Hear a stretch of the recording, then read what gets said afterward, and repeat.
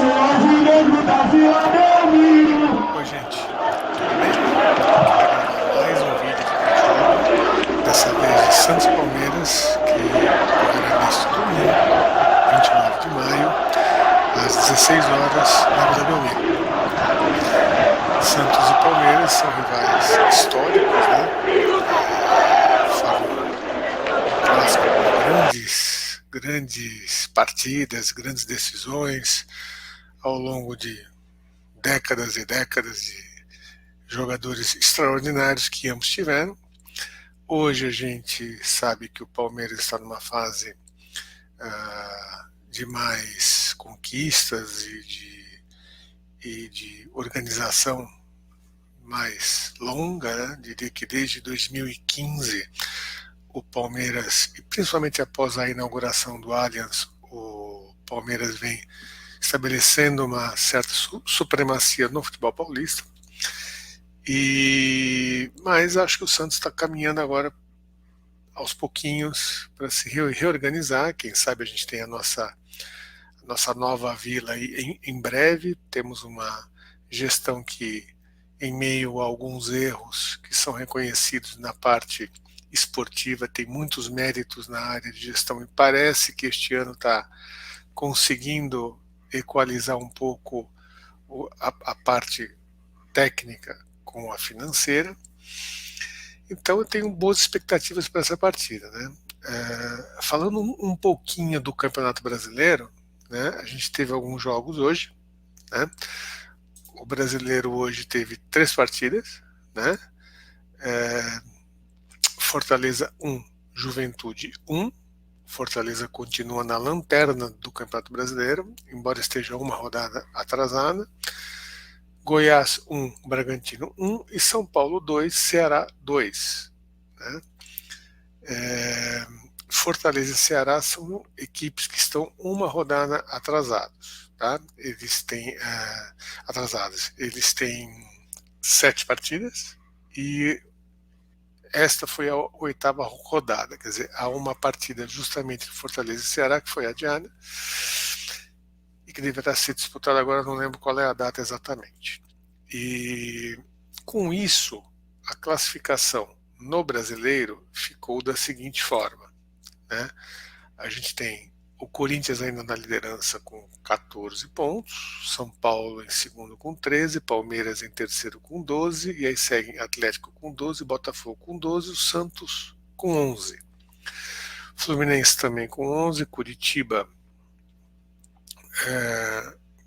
com 10, América com 10 e temos aí o Avaí também com 10.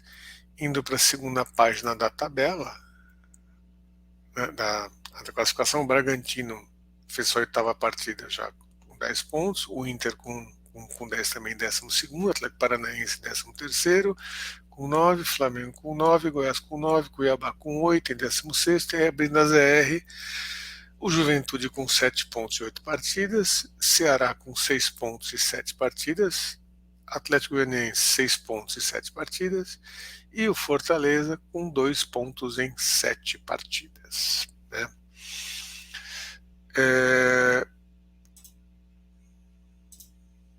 O Santos e o Palmeiras estão dentro do G6, né?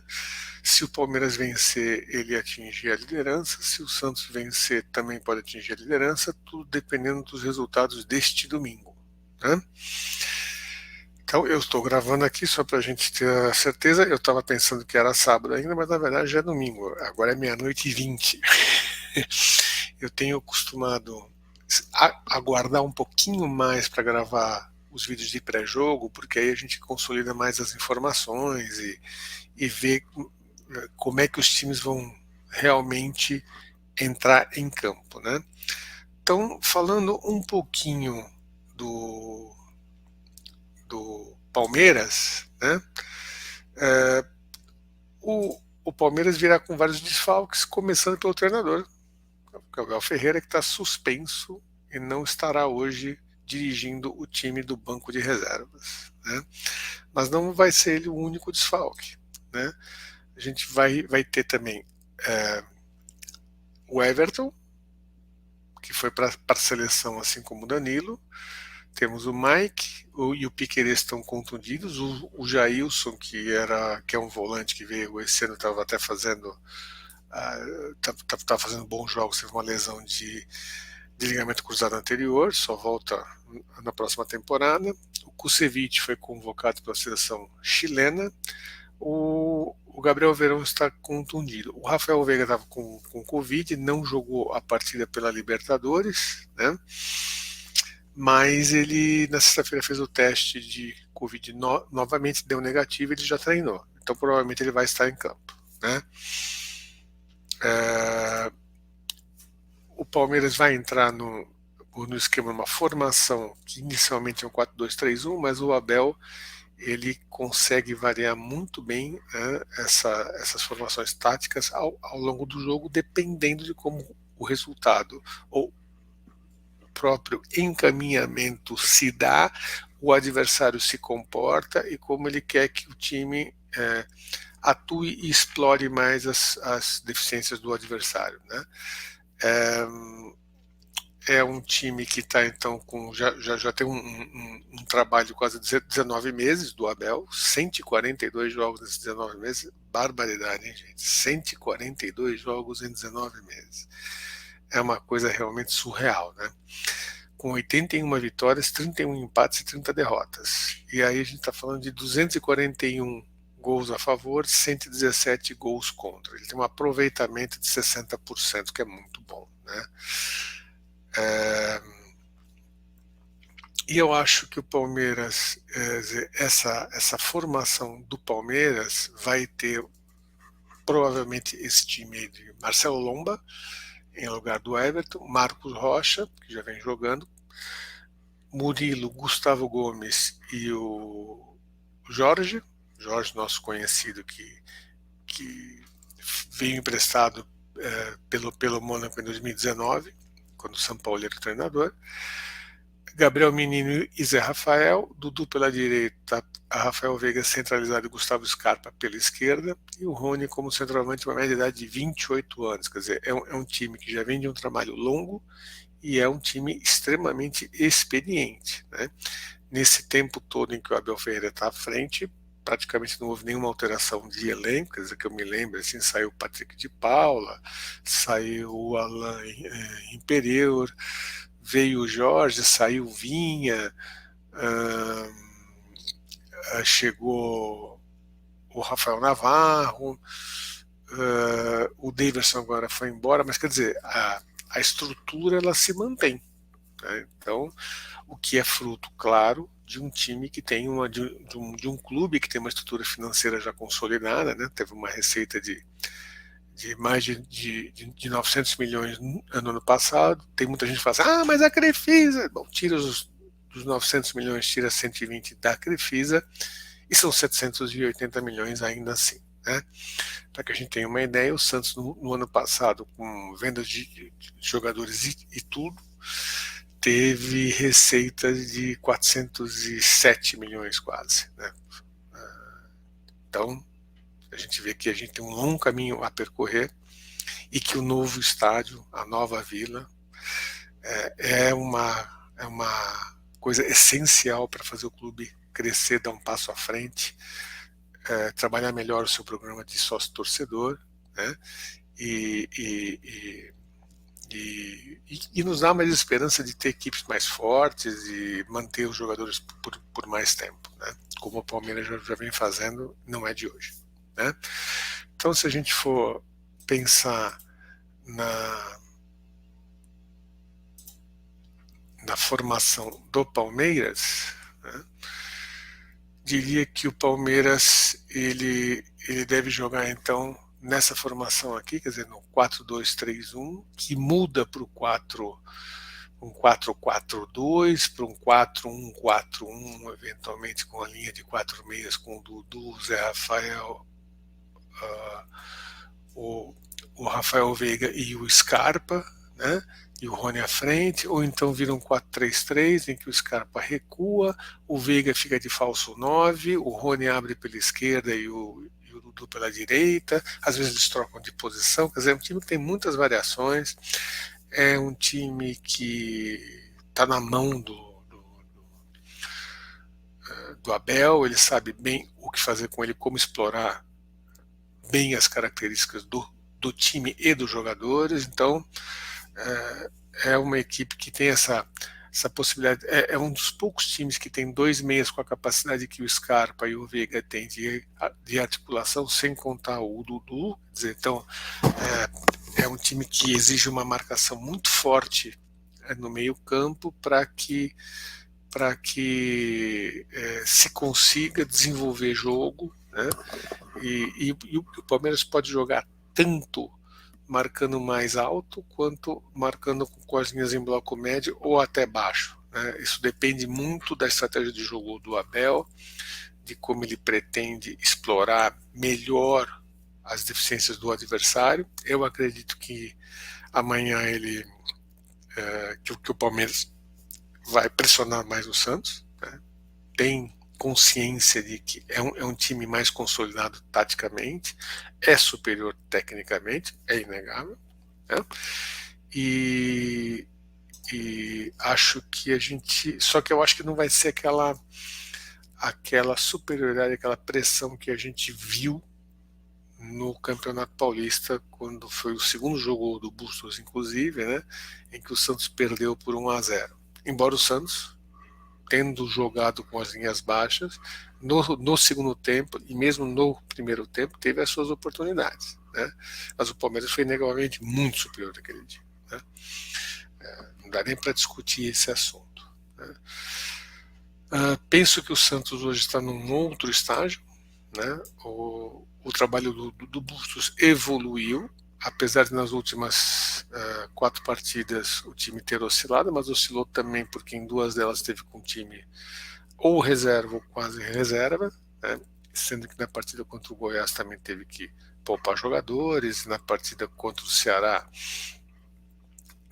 foi a única que efetivamente teve o time titular à disposição, com exceção do Ângelo, né? Que ainda está contundido e deve voltar só no jogo contra o Atlético Mineiro no dia 11 de junho, né? Mas é um time que hoje está num estágio um pouco diferente, o Busto já conhece mais o elenco, tem um pouco mais de variações, né? E acho que há jogadores que estão disponíveis hoje que não estavam naquela época, né? Em que o Santos enfrentou o Palmeiras no primeiro turno, na etapa de classificação do Paulistão. Por exemplo, o Rodrigo Fernandes não estava, né? O Zanocelo não estava jogando o que está jogando hoje, né? O Johan Julio não estava, o Maicon não estava, o Angulo também não era, ele não estava à disposição, quer dizer, hoje o Bustos tem mais opções, o Batistão não estava jogando o que está jogando hoje, então acho que o Bustos tem mais opções à disposição, embora a gente saiba das carências, de faltar um lateral direito, de faltar um meia de articulação no meio campo, de faltar eventualmente um jogador pelo lado, principalmente do lado esquerdo, enfim, a gente sabe disso, mas hoje ele tem mais opções do que ele tinha naquela época, né? Como eu escalaria o Santos? Eu escalaria o Santos em um sistema de 4-3-3 que poderia variar para 4-4-2, 4-2-3-1 conforme o andamento da partida, média de idade de 25,4 anos, né?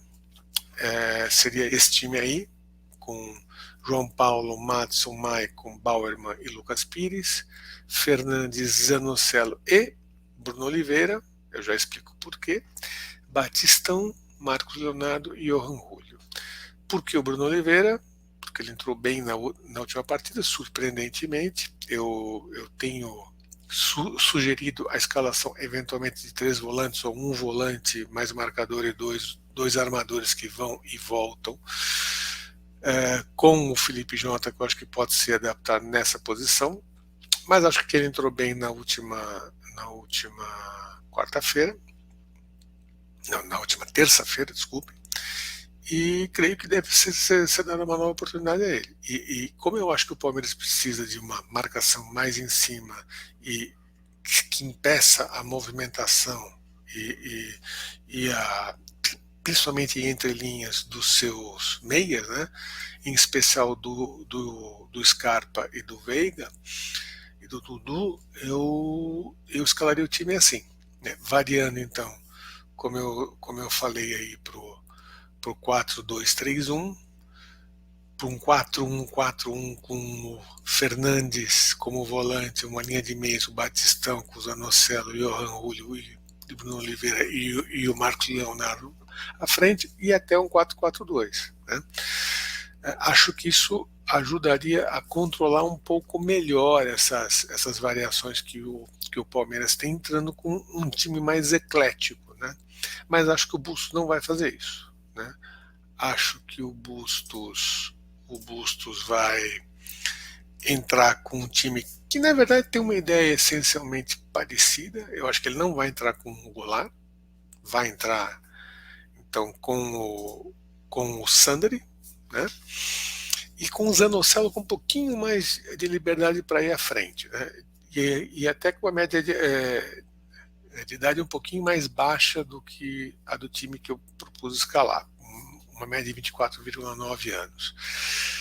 Mas eu tenho algumas restrições com relação a essa formação, e eu vou falar um pouquinho agora. Né? Eu acho que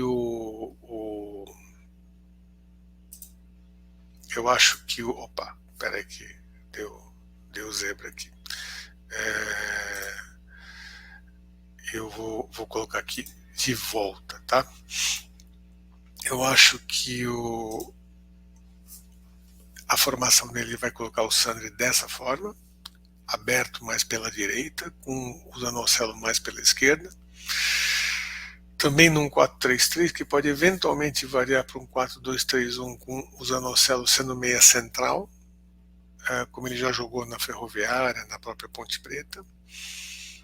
Mas eu acho que fica mais rígido esse sistema, né? E eu particularmente tenho algumas restrições ao Sandri como segundo volante barra armador. Eu sei que muita gente o vê assim, mas eu não vejo dessa forma. Eu vejo como volante. Ele mesmo diz que prefere jogar como volante. E por quê? Porque ele não tem velocidade, não é um jogador que é de se projetar e se infiltrar em espaço, não é um jogador que se aproxima da área, que finaliza, não é essa a característica dele. E um segundo volante barra armador tem de ter essas características. Mas, por outro lado, o Sandri é um cara com grande visão de jogo, que gosta de olhar o campo de frente. Ele tem grande facilidade de passe, de sair do passe sob pressão. Né? Então, eu particularmente não escalaria o Sandri como segundo volante.